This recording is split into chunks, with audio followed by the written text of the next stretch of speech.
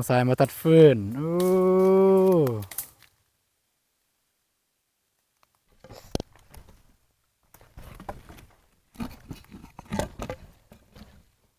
อันนั้นบ่าวซอยบ่เดี๋ยวสิซอยเทือนมีดเด้อฝ่าเด้อโดยบ่มีเสียกบ่เฮาเสียกมามัดเบิ่งอย่างสีบทงหนึงนี่เด้อโดยขอบ น้ำ ใจ บ่าวเอา ห ให้ ลายๆ เด้อ เด้ เด้ อ อ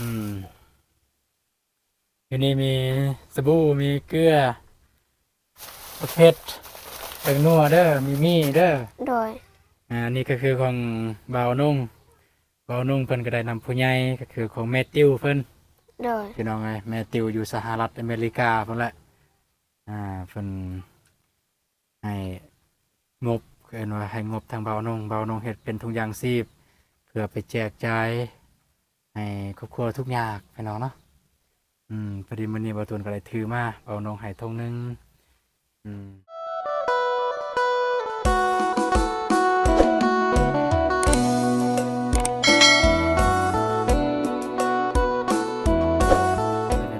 ก็ตอนนี้บ่าวตูนก็อยู่เฮือนน้องซาลี่พี่น้องเอ้ยมาดำเนินเฮ็ดดันภารกิจก็คือห้องน้ำพี่น้องมากับทีมงานครบทีมเลยแต่ว่าบ่ฮู้ว่าสิแล้วหรือบ่มันน่าจะบ่แล้วดอกยังสิสาบนอกอีกสอบในเนี่ยน่าจะแล้วอยู่ตอนนี้ก็เบาโกอยู่ในห้องน้ำอยู่พี่น้องเอ้ยไปดูบ่าวตูนก็เห็นน้องทรายเพิ่นน้องทรายหรือว่าน้องสลินมาตัดฟืนพี่น้องเอ้ยก็ว่าจะไปหาทางน้องทรายกับน้องสลินเพิ่นพี่น้องไปหาน้องทรายกับน้องสลินตัดฟืนอยู่เดี๋ยวเพิ่นก็จะมาตัดอยู่นะใกล้ๆบ้านน้องซาลีพี่น้องเอ้ยต่อนี่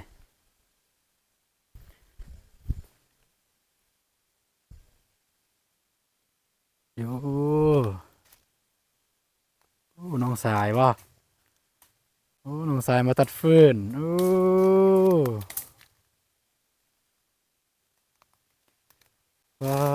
สมดุแท้ละ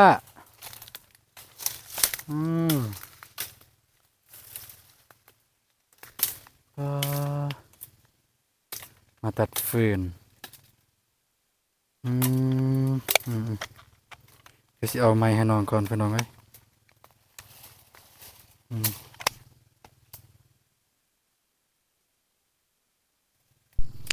น้องชาย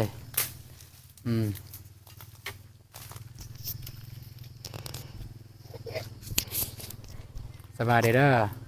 สบายดีบ่าวตูน ได้ สบายดีผู้ใหญ่ใจบุญและสิทุกท่านหรือวันในลาวและไทยและต่างประเทศก็ขอสวัสดีสบายดีเบิดสู่ขู่สุกคน เด้อเฮ็ดหยังอยู่นี่ ตัดเพิ่น ตัดฟืนสมดุแท้น้องซาลินเด้ ดูเฮือน น้องซาลินอยู่เฮือนเบิ่งน้องบ่แล้วว่าเฮ็ดกินเฮ็ดยาก เบิ่งน้อง อ๋อได้เฮียนบ่มื้อนี่ เฮียน เลิกโรงเรียนมาแล้วก็มาตัดฟืน โดย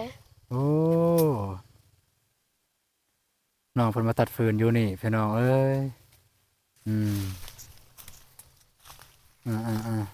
พุ่นขึ้นไปถึงไปนำไปพี่น้องเลยน้องเพิ่นไปตัดฟืนทางนี้นำไปทางนี้เลย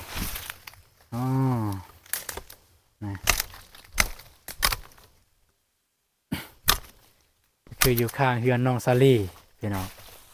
มันจะมีไม้ที่ตัดแต่เฮือนน้องซาลี่แนวนั้นแต่ว่ามันตัดเอาไม้น้อยๆพี่น้องไม้ใหญ่ตัดบ่ได้ก็คือน้องซาลี่นี่ฟืนลายแล้วน้องซาลี่บ่หาตัดก็ได้เต็มกองลายเฮือนแล้วน้องซาลี่นะ โดย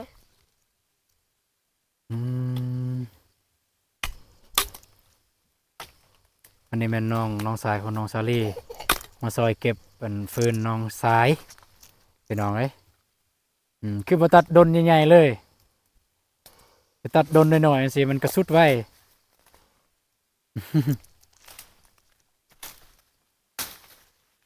นะ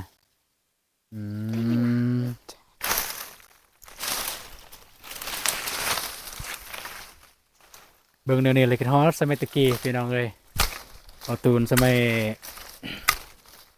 น้อยๆตะกี้กันแนวนี้แหละอืมสมัยน่ะเรียนป .1 ป .2 ป .3 ประถมพุ่นแหละพี่น้องเอาตูนก็ยังอยู่ดอยอยู่เขตผู้ดอยพุ่นแหละเลิกโรงเรียนมากกะบางเทื่อกับชวนกันไปหมู่คู่เลิกโรงเรียนชวนกันไปอันตัดฟืน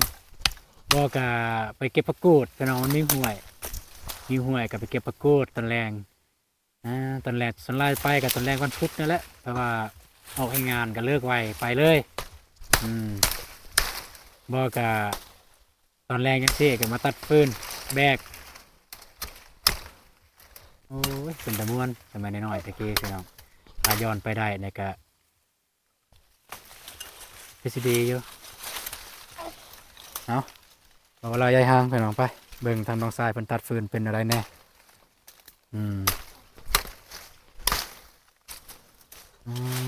เอาคนน้อยเป็นดุได้พี่น้อย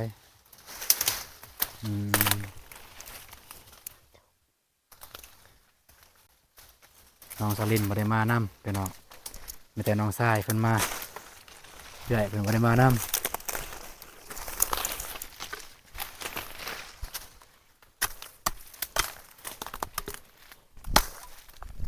แต่ตัดปะไว้บนเก่าจะน้อยก็ไปเ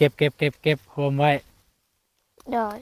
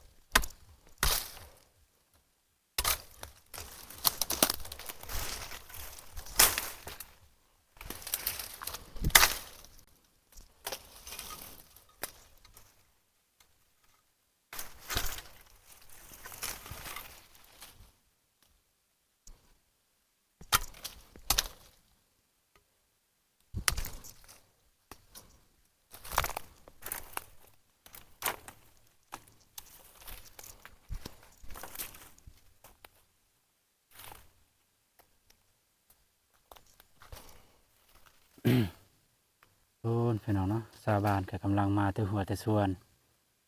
เพราะว่ามันมืดมันค่ำแล้วตอนนี้เวลาก็ประมาณ5 โมงพี่น้องเนาะคือนักเรียนเลิกน้องทรายเพิ่นมาตัดฟืนอยู่บนนี้พอแล้วบ่น้องทรายคือสิพอแล้วเนาะโดยมันพอก็เก็บเลยน้องอันนี้ซื้อจังได๋น้องเนี่ยเจนจะสิเจนบ่เก็บฟืนให้เอื้อยไปนี่เก็บเลย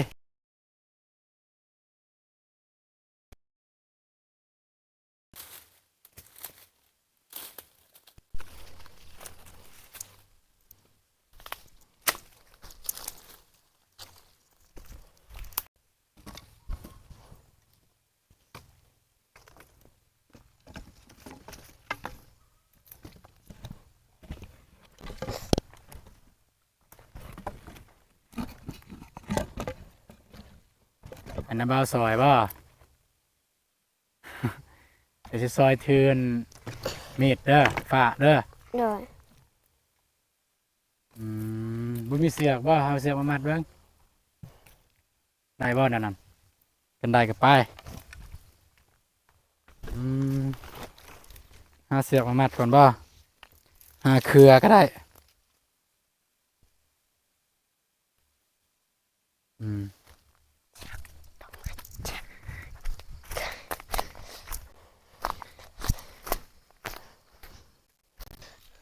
โอ้ได้บ่ตัวนั้นได้บ่ ได้ โอ้โอ้ไม่อันนี้ปอกเปลือกเฮ็ดเป็นเสือกได้พี่น้องเอ้ยเนาะเอาเปลือก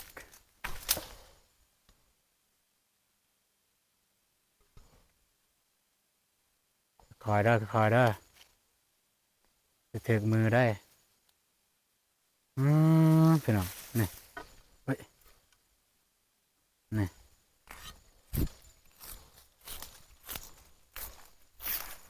นี่ได้เสยไปบาทนี่ได้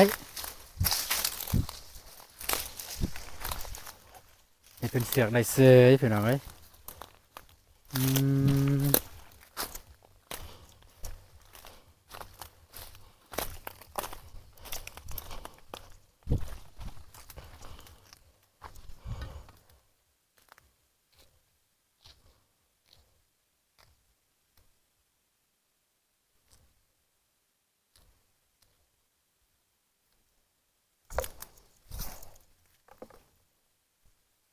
เอาบัดนี้ใส่มัดน่ะได้บัดนี้เป็นเนาะมัดเป็นนะ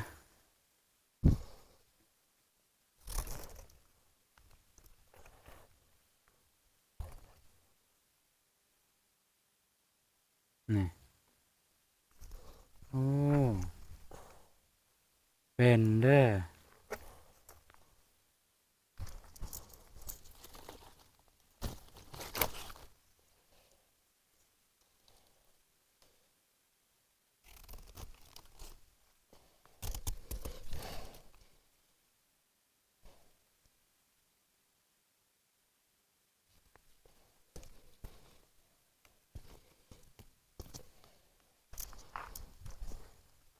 ไปเอาได้บ่ ได้ ระวังดิโอ้โอ้เถอะ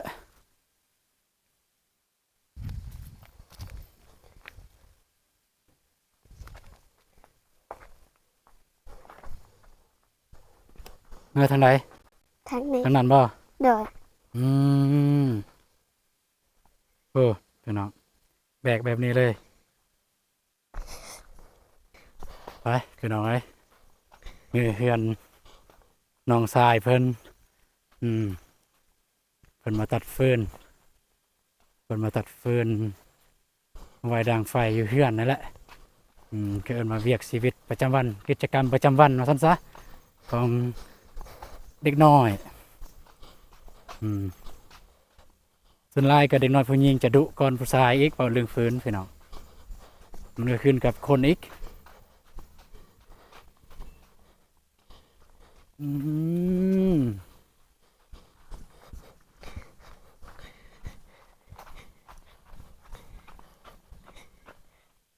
นี่พี่น้องเลยไม่แดงเพิ่นมาส่งแล้วไม่เพิ่นปอด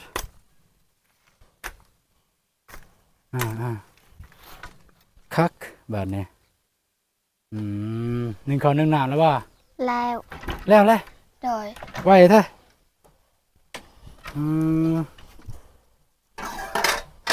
เฮ็ดหยังน่ะเฮ็ดหยังหัน บ่เฮ็ดหยัง มาได้เฮ็ดหยัง โดย ตัดฟืนแล้วก็ใส่มานึ่งข้าวแล้วใส่ข้าวอยู่ใส่ข้าว อยู่ อยู่เฮือนบ่ได้แล้วคันอยู่เฮือนกินแล้วข้าว บ่ ยังบ่ทันได้กิน โดย อืมอืมอืมอืม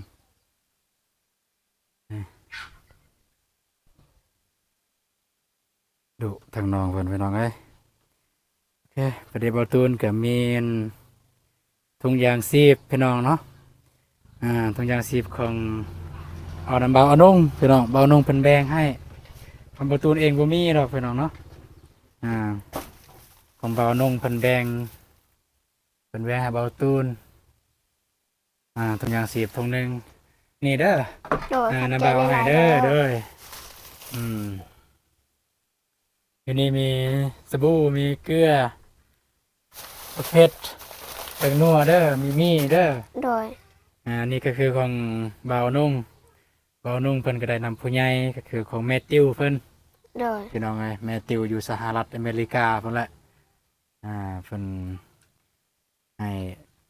งบเกินว่าให้งบทางเบานุ่งเฮ็ดเป็นถุงยางชีพเพื่อไปแจกจ่ายให้ครอบครัวทุกอย่างพี่น้องเนาะพอดีมื้อนี้เบาตูนก็ได้ถือมาเบานุ่งให้ถุงหนึงก็ได้ถือมาก็พอดีได้มาหาทางน้องทรายเพิ่นก็ให้น้องทรายเพิ่นเลยพี่น้องเนาะ โดย บาตูนเองกับบริติว่ามันภัยถ้าบาตูนไปหาภัยบาตูนก็ให้นำพนันเลยเนาะขอบใจทางเมติวเด้ออันนี้เป็นตัวอย่างซีของเมติว โดย อ้าว แม่เต้วขอบบุญขอบคุณความเจ็บบ่อยได้ความไข่ใหญ่มีขอให้ยังให้มีให้ร่ำให้รวยแห้งๆปังๆตลอดศาสตร์ตลอดปีนอนให้ได้เงินหมื่นตื่นให้ได้เงินแสนแยงแวนให้ได้เงินล้านเฮ็ดธุรกิจยังคอยลาพี่เลือนออกมาใส่มีแต่คนหักคนหอมเด้อแม่เด้อสาธุ สาธุเป็นแล้วบัดนี้เนาะเอาบัดนี้ให้น้องเฮ็ดกินเลยนาบ่าวสิบ่รบกวนน้องละเด้อ โดย เฮ็ดกินเฮ็ดยากให้พ่อให้แม่กินเด้อ โดย นาบ่าวกลับก่อน โดย เห็นบ่มานาบ่าวขอไม่นาบ่าวคืนเด้อ โดย เด้อ เลยเพิ่นดุไปหน่อยบางตัวเห็นเพิ่นไปตัดฟืนแล้วก็ไปอัปเดตเลยโอเคกลับก่อนไปพี่น้องเอ้ยให้ทางน้องชายเพิ่นไปกินเฮ็ดยาเฮ็ดเวียกเฮ็ดงานของน้องเพิ่นพี่น้องเอ้ยบ่ตูนทายก็อย่ามาสิรบกวนน้องเพิ่นอยากเฮ็ดเวียกเฮ็ดงานเอาโอเคเอาเบากลับก่อนเลยไปพี่น้องเนาะก็นี่แหละทางน้องชายเพิ่นก็ได้ไม้งามนี่ไม้อันนี้ก็เส้นหนึ่ง500,000ทางไอ้แดงเพิ่นขายก็ถือว่าครบแล้วไม้เก่าต้นทางน้องชายเพิ่นยังเหลือแต่ไม้เส้นข้างเส้นพวกเส้นข้างเส้น45 48นั่นแหละไม้48ไม้50พวกนี้ไม้8อะไรยังพวกนี้แหละตีนเสาถ้าได้ก็คือสามารถสร้างได้เลยแต่มีงบเกินว่างบค่าสร้างก็ยังค่าสร้างกับท่านมีนะทางเฮือนน้องเพิ่นโอเคพี่น้องเนาะลืมบอกทางน้องสายเพิ่นได้เฮ็ดนี่แหละพี่น้องก็พอได้กินแต่ละมื้อแต่ละแรงนะปลูกหอมบัวงามเลยพี่น้องเอ้ยนี่โอเคเนาะทุกคนสำหรับคลิปนี้บ่าวตูนก็บ่มีหยังหลายก็มีแต่ไปบังเอิญว่าซั่นซะสิบอกว่าตั้งใจก็บ่ได้บังเอิญให้น้องสายเพิ่นไปไปตัดฟืนเพราะว่าบ่าวตูนก็เว้าความจริงบ่าวตูนมื้อนี้บ่าวตูนสิบ่ถ่ายคลิปเพราะว่าตั้งใจว่าสิมาเฮ็ดห้องน้ำน้องสลีให้มันแล้วเลยอะนะตั้งใจมันเฮ็ดให้มันแล้วไวอะนะคันถ่ายคลิปมันสิซักษาเสียเวลาพี่น้องเอ้ยก็อยากเฮ็ดให้มันแล้วให้มันไวเลยก็บ่คิดว่าสิถ่ายแต่ว่าบังเอิญเห็นน้องสายเพิ่นไปตัดฟืนก็เลยได้ถ่ายพี่น้องเนาะโอเคสำหรับคลิปนี้บ่าวตูนก็สิขอจบคลิปเพียงเท่านี้ก่อนอื่นหมดก็ต้องขอบอกขอบใจทางแม่ติวที่ให้อันนั้นนะที่ให้ทุกอย่างชีพทางเบาอนงและเบาอนงเพิ่นให้ทางเบาตูนแจกจ่ายแบ่งกันแยกย้ายแต่ก็ขอให้แม่ติวจงอยู่เย็นเป็นสุขกายสุขใจสุขภาพแข็งแรงเด้อแม่เด้อไปเอาสำหรับคลิปนี้ไปพบกันใหม่แต่ว่าเจอกันในคลิปต่อไปคลิปนี้เบาตูนขอกล่าวคำว่าสบายดีเด้อ